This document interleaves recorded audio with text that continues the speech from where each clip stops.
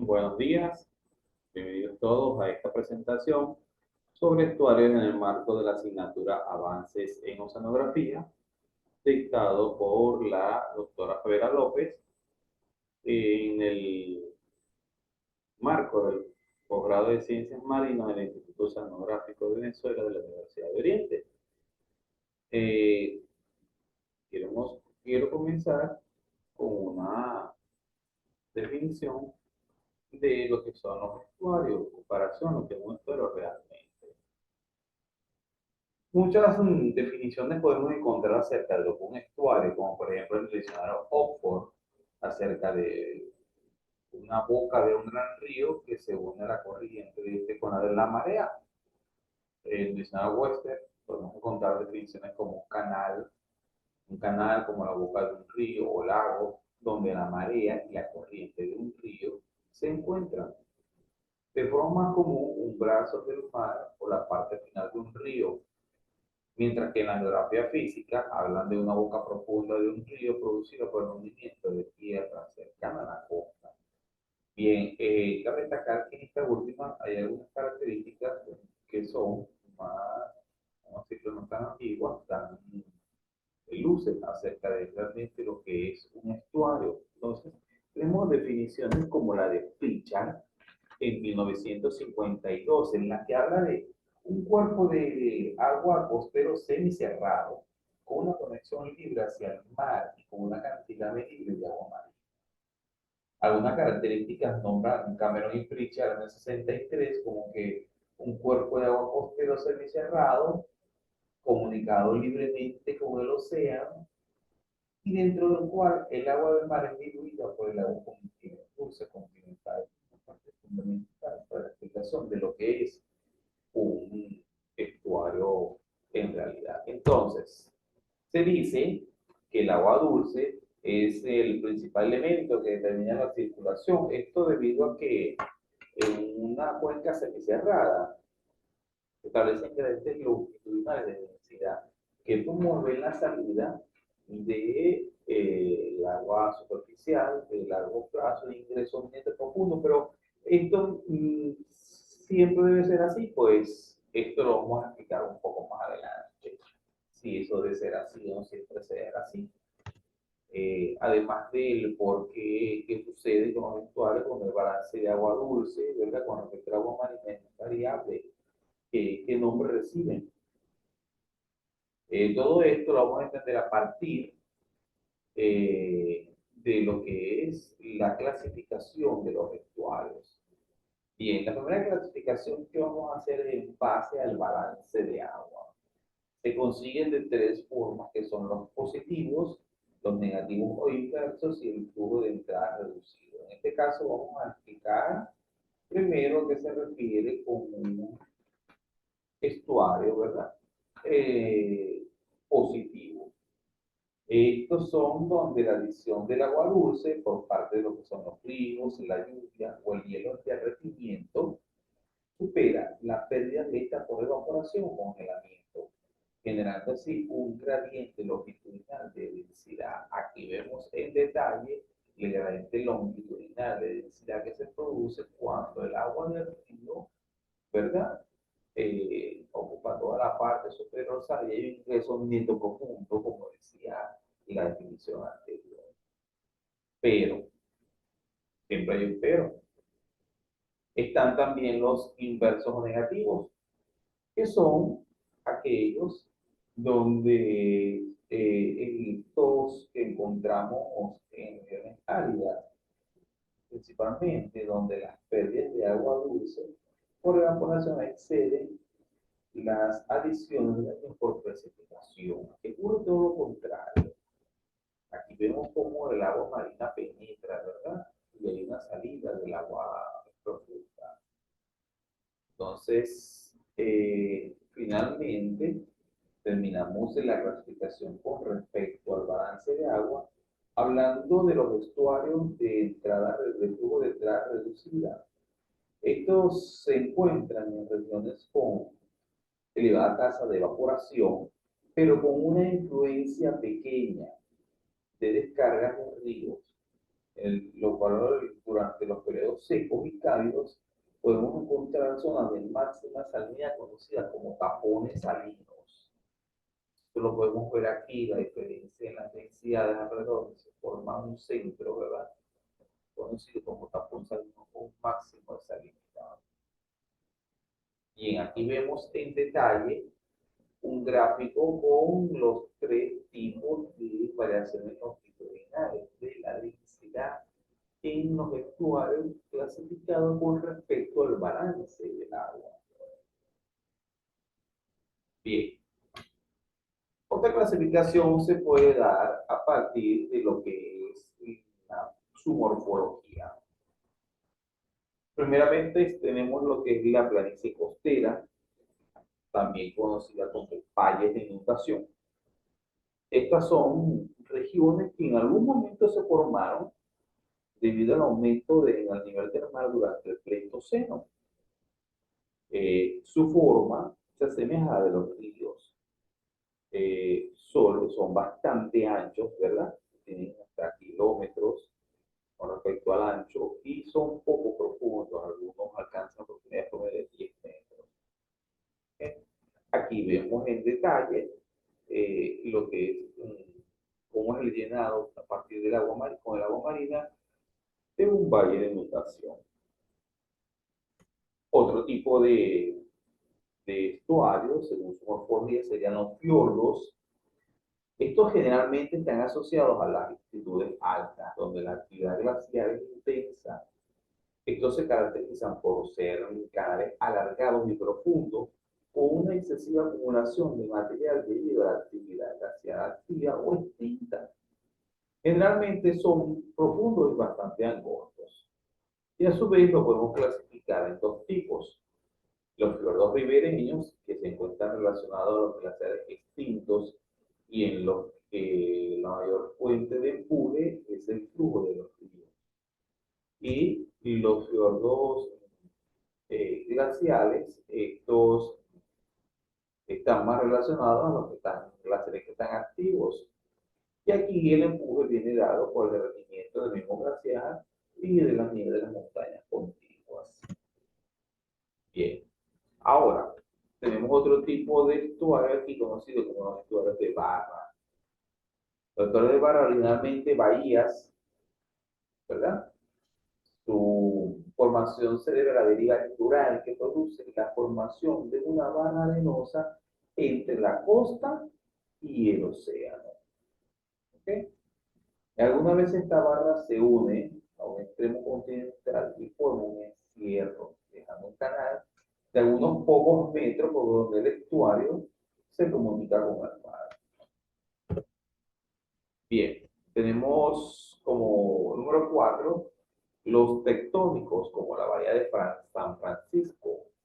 Estos se forman a partir de la fractura o el hundimiento de la corteza terrestre, la cual se llena de agua marina y en el cual drenan aguas dulces continentales. Aquí podemos ver en detalle, ¿verdad?, los perfiles de algunos tipos de estuarios, como por ejemplo las planicies costeras. Vemos cómo estas van bajando la altura, van entrando al océano. Vemos aquí en las de barra, perdón, en los fiordos, ¿verdad? Esta sección del fiordo, podemos ver que es profundo y, ¿verdad?, con acantilados, o sea, puntas a los lados, ¿verdad? Esta que es la tectónica, ocurre un hundimiento, ¿verdad? Y las aguas completas estrenan hacia él. Mientras que los de barra, vemos la formación de barra que va ocurriendo aquí en este lugar semicerrado, ¿verdad? Vemos cómo tenemos aquí la caída hacia el centro, abrupta, y después tenemos una elevación, ¿verdad?, de la formación de la barra, que encierra este lugar con respecto al océano, dejando una pequeña abertura para la comunicación entre el estuario y el océano. Bien, finalmente, con respecto a la parte morfológica tenemos los deltas. Los deltas son producidos principalmente por la dinámica de los ríos, caracterizándose por la disposición de sedimentos, limos, arcilla, arrastrados del continente. Y de los deltas podemos encontrar principalmente tres tipos, ¿verdad? Que serían los deltas dominados por los ríos, los cuales generalmente son aquellos de los procesos fluviales pesan más que la acción de oleaje y las mareas. Tenemos los dominados por el oleaje, los cuales aparecen en zonas costeras y están dominados por micromareas, y donde la plataforma costera tiene un gradiente más escarpado o abrupto que en los casos anteriores. Y finalmente, los dominados por la marea, como la palabra lo dice, en este caso la marea es la que va a dominar el ingreso del agua marina al estuario principalmente. Bien, con respecto a la estructura vertical de la salinidad, bueno, con respecto a la distribución de la salinidad aquí, encontramos cuatro tipos de estuarios, que lo vamos a llamar cuñas salinas, estuarios con estratificación fuerte, estuarios con estratificación débil y estuarios mezclados verticalmente.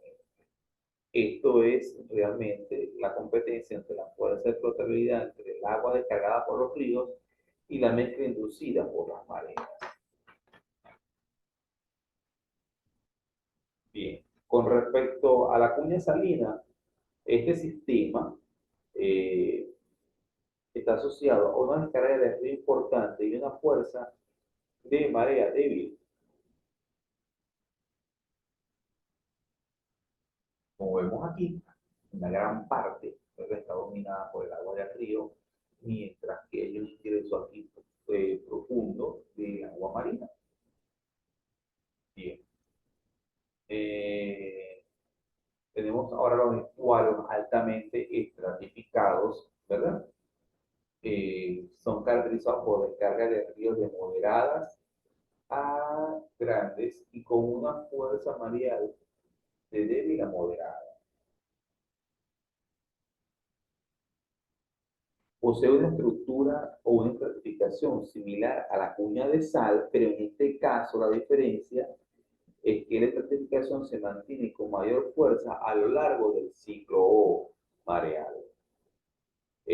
También tenemos las estructuras débilmente estratificadas o parcialmente mezclados. Esto ocurre como resultado de la fuerza de una marea moderada, ¿verdad? Una marea moderada o fuerte y de una descarga de río de moderada a débil. En este caso, el perfil de la salinidad de estos estuarios muestra una pinóquina muy sutil, ¿verdad? Es decir, eh, no tan pronunciada, ¿verdad? Y una intensificación continua de la superficie hasta el fondo. Y finalmente tenemos los estuarios verticalmente mezclados. Estos son el resultado de una fuerza de una marea fuerte y una descarga de los ríos. El perfil promedio de la salinidad de los estuarios mezclados es prácticamente uniforme y los flujos principalmente son unidireccionales con la profundidad. Bien. Dicho esto, vamos a ver la última clasificación realizada en este caso por Hansen y Rattray en 1966, quienes propusieron una clasificación con base a la aerodinámica estuarina. Cabe destacar que el mayor peso de la clasificación recae en dos parámetros no dimensionales que son el parámetro de circulación y el parámetro de estratificación. Pero antes de explicar cuál es esta clasificación, vamos a recordar cómo son estos parámetros. El parámetro de circulación no es más que el radio entre la velocidad del flujo superficial y el flujo promedio seccionado, ¿verdad? En los estuarios donde el intercambio de agua es intenso, debido a que el flujo mareal y de continental es similar, el flujo promedio de profundidad es típicamente muy pequeño con tendencia a cero.